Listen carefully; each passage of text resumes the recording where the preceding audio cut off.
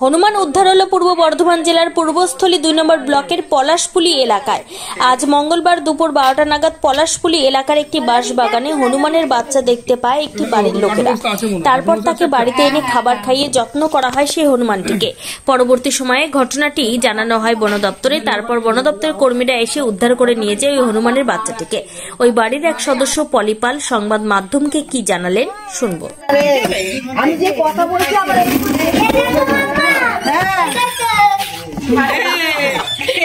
সকাল থেকে তুমি একবার ধরো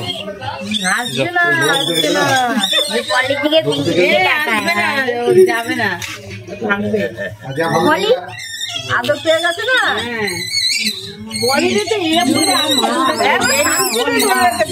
ওইটা যাবে না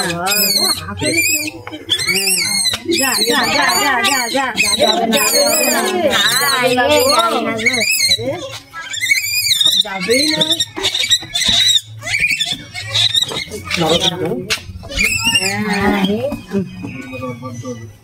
আমাদের বাড়ির পাশে পিছনে একটা বাঁশবাগান আছে। এই বাঁশবাগানের মধ্যে কখন যেন আটকে ছিল, উপরেই ছিল, ও আস্তে আস্তে নেমেছে। এবার আমরা তখন দেখিনি, আমার যা দেখেছে, যে যা দেখে আমাকে ডেকেছে। আমি আর কোনো দিকে তাকাইনি। দুটো বাঁশ আমি দুদিকে করে ওকে কোলে করে নিয়ে চলে এসেছি। এটা কবে হয়েছে? আজকে। আচ্ছা, তারপরে 12টা নাগাদ। তারপরে বাড়িতে নিয়ে এসেছি, কোলে করে রেখেছি, দুধ জল এসব খাইয়ে ঘুমটুম পাড়িয়ে দিয়েছি। বাচ্চাদের মতো ঘুমিয়েছিল এতক্ষণ।